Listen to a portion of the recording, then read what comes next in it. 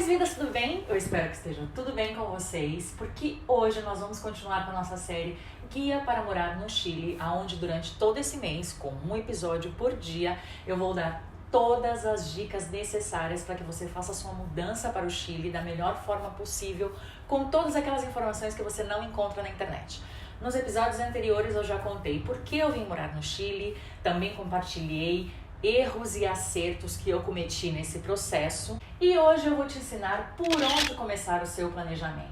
Parece bobeira o que eu vou contar nesse vídeo, mas não é. Muita gente se esquece de fazer uma pesquisa básica sobre o país que quer morar. E aí, isso atrapalha muito lá na frente no processo de adaptação, porque a primeira coisa que ela deveria ter feito é pesquisado de maneira macro sobre esse país. Por exemplo, condições climáticas, qual a principal fonte de renda, como funciona de certa forma alguns aspectos da política básicos, entre outras coisas, porque isso vai fazer muita diferença, não só nas próximas coisas que você tem que pesquisar, mas também em tomar aquela decisão final de saber se esse país é realmente para você ou não. Bora começar? Então pega o seu caderninho e anota. Enquanto isso eu também vou dar um tempo para você se inscrever aqui no canal, para você não perder nenhum dos próximos episódios que vem por aí.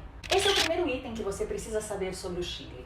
O Chile faz fronteira em toda a sua parte leste com o Oceano Pacífico, com um litoral que possui cerca de 6.500 quilômetros. Já pelo outro lado, ele faz fronteira com a Argentina, com a Bolívia pelo nordeste e com o Peru pelo norte. Pode-se considerar que é um país de território incomum, já que ele possui em média 175 quilômetros de largura e o seu comprimento é de 4.300 quilômetros. E é devido a essa característica, pessoal, que o clima do país varia muito de uma região para outra. Em uma de suas extremidades no norte, ele possui o deserto mais seco e mais árido do mundo, que é o deserto do Atacama. Em sua região central, aonde a cidade que vocês mais conhecem é Santiago, possui um clima mais mediterrâneo. E na região sul, o clima é o que eles chamam de clima mais alpino, onde realmente é bem gelado e úmido. Geralmente os estrangeiros preferem morar na região central, que é onde tem um clima um pouco mais agradável, um pouco mais suportável, digamos assim. Mas muitos também escolhem morar na região sul do país, onde o espetáculo da natureza brinda uma qualidade de vida inigualável. E também é nessas duas regiões, principalmente, central e sul, onde mais há oportunidades de trabalho. O que nós chamamos de estados no Brasil, o Chile chama de regiões. E ele possui um total de 16 regiões, onde a capital, que é Santiago, é conhecida como a região metropolitana. Cada cidade do Chile está dividida em comunas. Para que você entenda melhor o que são as comunas, eu vou dar um exemplo mais familiar, que é São Paulo, ok? Onde eu morei. A cidade de São Paulo está dividida em zonas, Zona Leste, Zona Sul e etc. Cada uma dessas zonas possui bairros. Na cidade de Santiago, por exemplo, que é a cidade mais conhecida pelos estrangeiros e pelos turistas, a cidade, assim como várias outras do país, está dividida por comunas. Então existe, por exemplo, a comuna de Providência, a comuna do Centro, a comuna de Las Condes, a comuna de Vitacura e várias outras comunas. Cada uma dessas comunas possui bairros. Então, quando você diz para um chileno que você vai se hospedar ou morar em Providência, por exemplo, ele está entendendo na cabeça dele que você está dizendo que vai morar em algum bairro da comuna de Providência. E aí, em seguida, você tem que informar o bairro dessa comuna. É como dizer em São Paulo que, olha, eu vou morar na Zona Leste. Se você não informar o bairro, Zona Leste é enorme. Ninguém vai saber exatamente aonde você vai morar. E ter essa diferença clara na cabeça vai te ajudar muito na hora de procurar uma casa, seja para alugar ou para comprar ou até mesmo um hotel. E logo, logo vai ter um vídeo aqui no canal também de como procurar uma casa para morar no Chile. Enquanto ao governo, o país é governado pelo seu presidente e pelos seus ministros.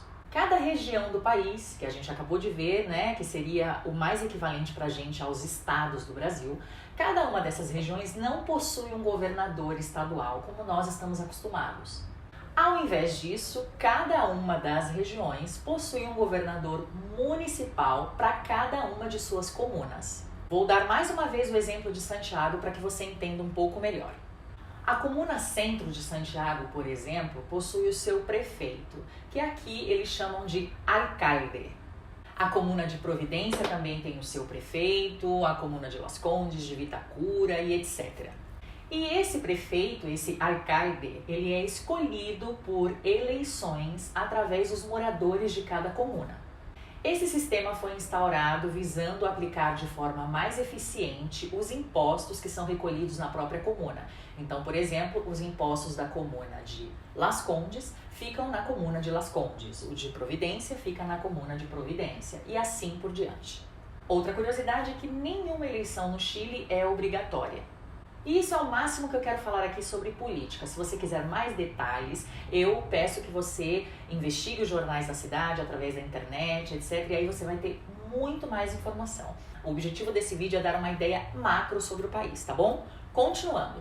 A população chilena, até o momento que esse vídeo foi gravado, conta com um pouco mais de 19 milhões de habitantes. Significa que todo o país tem o tamanho populacional do estado de São Paulo. Ter essa informação, pessoal, ajuda a dimensionar as expectativas, principalmente quando se é brasileiro. Nós estamos acostumados a um país que tem um tamanho e as oportunidades de um continente. Se mudar para um país pequeno deve ser uma decisão consciente de que todas as oportunidades e proporções são diferentes, são de acordo ao tamanho desse país, a capacidade desse país, a população desse país, etc.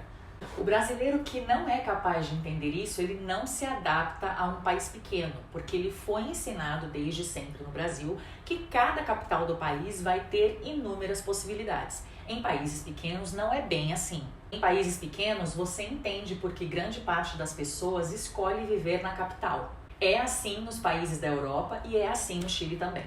Farei um vídeo específico sobre o mercado de trabalho. Mas nesse vídeo eu acho importante destacar que apesar de ter todo tipo de profissão por aqui, as áreas que mais movimentam a economia no Chile são as de fabricação de vinho, extração de cobre, que é abundante principalmente no norte do país, e o turismo, que vem ganhando força nessa última década. Diferente do Brasil, o Chile não possui assim grandes censos raciais, mas grande parte da população tem uma origem indígena e europeia. Tem também uma grande comunidade peruana e uma grande comunidade alemã, principalmente no sul do Chile. E desde 2010 o país vem recebendo estrangeiros de outros lugares, especialmente da América Latina.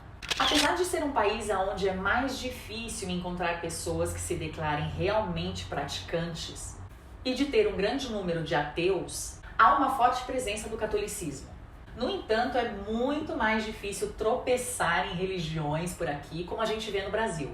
Independente da cidade, tá? Ao longo do país, diferente do Brasil, você não vai encontrar, por exemplo, uma igreja evangélica a cada esquina, um centro espírita, um templo budista. Não significa que não tenha, porém a variedade de religiões e a facilidade para encontrar lugares de culto, de prática, é bem menor. Assim como expressões religiosas também não fazem parte do dia a dia. Aqui é muito difícil, por exemplo, encontrar alguém que se despeça dizendo fique com Deus, ou até mesmo de encontrar assim, celebridades, né, pessoas públicas que declarem publicamente que são religiosas. Isso é mais difícil de encontrar. No Brasil, ter uma religião ou conhecer alguém que pratique qualquer religião é quase que cultural, e a gente só se dá conta disso depois de morar fora. Por aqui tem táxi, Uber, avião, navio, metrô, ônibus e todo tipo de transporte, assim como no Brasil. Mas você tem maior facilidade de locomoção nas grandes cidades.